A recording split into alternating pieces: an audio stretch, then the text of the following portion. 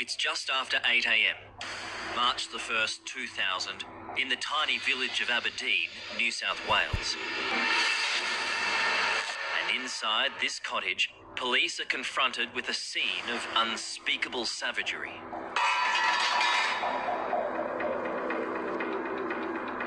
All I wanted for him was not to suffer, but he did suffer.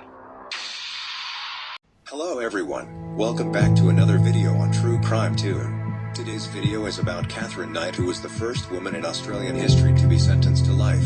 Please don't forget to subscribe, like and share if you enjoyed the video. Katherine Knight was born on the 24th of October 1955. Her mother, Barbara, was married to Jack Rowan and they lived in Aberdeen in New South Wales, Hunter Valley, Australia. They had 4 sons together before Barbara had an affair with her husband's friend and co-worker, Ken Knight. Their affair caused a scandal in their small town which forced Barbara and Ken to move. They moved to Moree in northern New South Wales. Her 2 eldest sons stayed with their father and her 2 youngest sons went to live with their aunt in Sydney. Barbara and Ken had 4 children together, including Katherine. When Katherine was 4, Barbara's ex-husband, Jack, passed away and her 2 sons who were living with him moved in with Barbara and Ken. Ken was an abusive alcoholic. He would rape Barbara up to 10 times a day. Barbara would tell her daughters intimate details about sex and how much she hated men.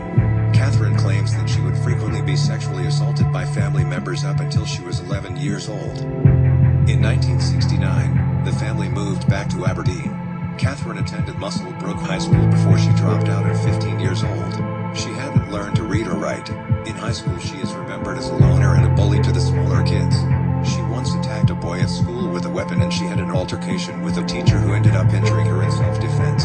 After leaving school, she got a job as a cutter in a clothing factory. 12 months after that she got a job cutting offal at the local abattoir. She was quickly promoted to boning and was given her own set of butcher's knives which she hung up over her bed in case she ever needed them. She had knives hanging above her head in bed. They were mounted upon her walls. She was very proud of them, almost more proud of them than any other possession that she had. Given the abuse she suffered as a child, Katherine Knight never had a normal relationship with any man. It was only a matter of time before it all went terribly wrong. I think that her destiny was sort of set in stone, at least by early adolescence. She was already extremely violent. She was fantasizing about violence. She was incapable of feeling true empathy, true love towards anybody. Knight had a succession of doomed partnerships from her late teens. The first to feel her rage was abattoir worker David Kellett. In 1973, Katherine met David Kellett. David engaged in heavy drinking which stemmed from 2 traumatic incidents from his previous job. He eventually lost the job due to deteriorating performance and behavior. He then got a job at the local abattoir and became close friends with Katherine and her brother. In 1974, Katherine and David got married. On their wedding night, Katherine tried to strangle David because she wasn't satisfied with his sexual performance. Their marriage proved to be quite violent. On one occasion, while Katherine was pregnant, she burned all of David's clothes and shoes before hitting him on the back of the head with a frying pan. Only because he had arrived home late from a dart competition where he had made it to the finals.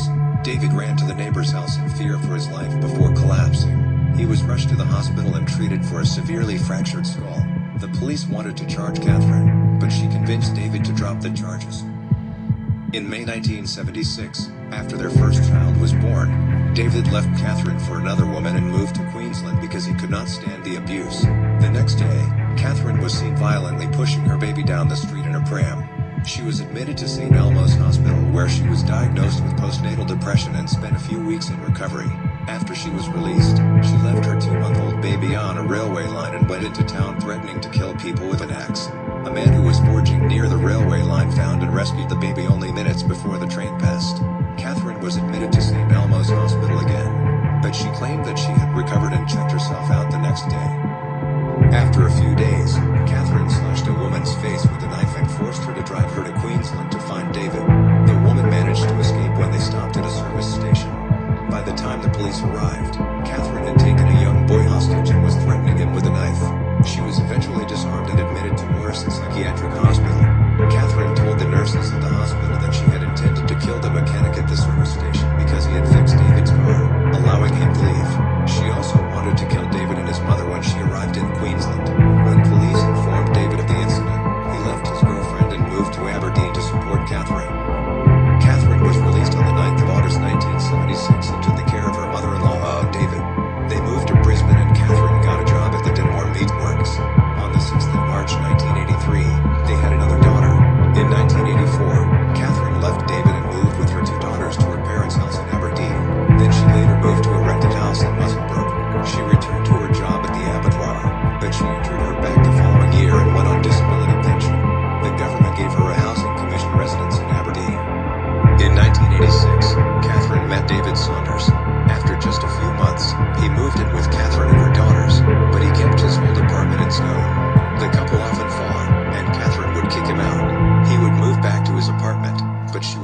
repeatedly follow him and beg him to come back. In May 1987, Katherine cut the throat of Saunders' 2-month-old puppy to teach him a lesson of what would happen if he ever cheated on her. She then knocked him unconscious with a frying pan. In June 1988, Katherine gave birth to her third daughter. The couple got their first house together, which Katherine decorated with animal skins, skulls, horns, rusty animal traps, leather jackets, old boots, machetes, rakes, and pitchforks. Saunders moved back into his apartment in Scone after an argument where Katherine hit him with an iron and stabbed him in the abdomen with a pair of scissors. He took a long leave and went into hiding. Katherine tried to find him, but no one would admit to knowing where he was. A few months later, Saunders returned to see his daughter and found that Katherine had gone to the police and got an apprehended violence order against him. In 1997, Katherine fell pregnant by a former co-worker, John Chillingworth, and she gave birth the following year to a boy. Their relationship lasted 3 years before she left him for John Price, who she had been having an affair with for some time. John Price had 3 children when Katherine had an affair with him. His 2 older children lived with him. John was fully aware of Katherine's violent reputation. She moved in with him and his kids liked her. John had been making good money working in the mines for 17 years before he was fired in 1998. Katherine had sent a video to John's boss showing him all the items John had stolen from work. Katherine had done this because John was refusing to marry her. He kicked her out of his house, but a few months later, they restarted their relationship. But John would not allow Katherine to move in with him again. Knight even dobbed in John Price for stealing from work, getting the likeable mine worker fired. It was devastating for him. So he's 43 years old, unemployed, and he identified himself as a workman. Price kicked the vindictive Knight out of his house, but she kept coming back. Like many men before him, Price discovered that Katherine Knight didn't take kindly to rejection. It wasn't just about losing him or losing his love, because Katherine really couldn't feel love. It's a lot more about control and owning the victim than it is about loss. So when she wanted to, she moved on from her partners. But if they tried to move on from her, that's when she would exact her revenge. Their fights became more frequent. In February 2000, after a series of fights, Katherine stabbed John in the chest. Finally, John had had enough, and he kicked her out of his house. On the 29th of February, he took out a restraining order in an attempt to keep her away from both him and his children. That same afternoon, John told his co-workers that if he did not come to work the next day, it would be because Katherine had murdered him. John arrived home to find that Katherine had sent his children away for a sleepover at a friend's house. He then spent the evening with his neighbors before returning home and going to bed. Katherine later arrived at John's house while he was sleeping and sat watching television for a few minutes before having a shower. She then woke John and they had sex, after which he fell asleep.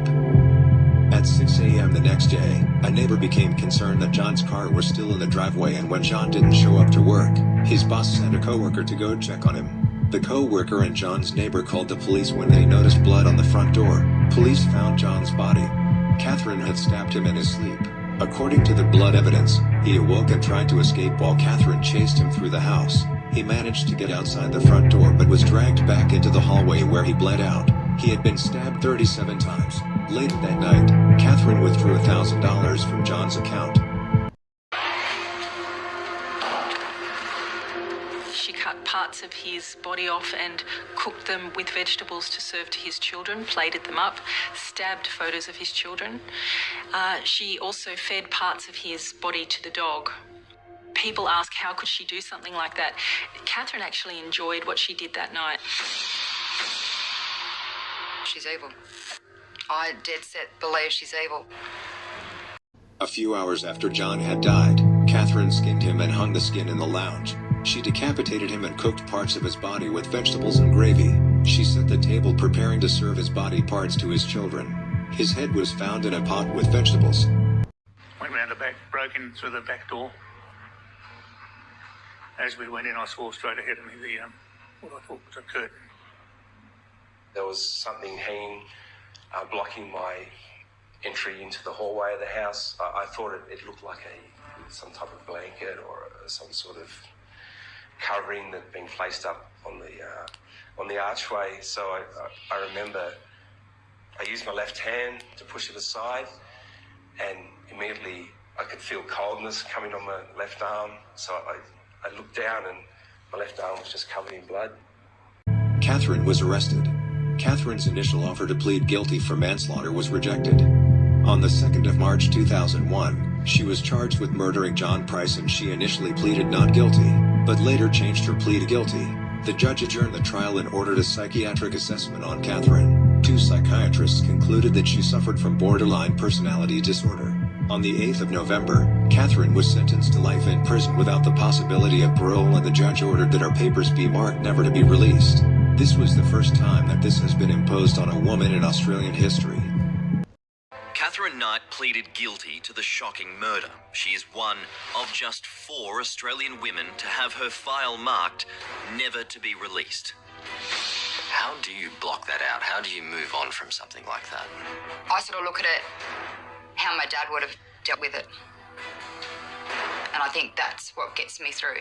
And I didn't realise it until after he died. He had the best outlook on life, that bloke. Thank you for watching. Please check out some of the other videos on the channel.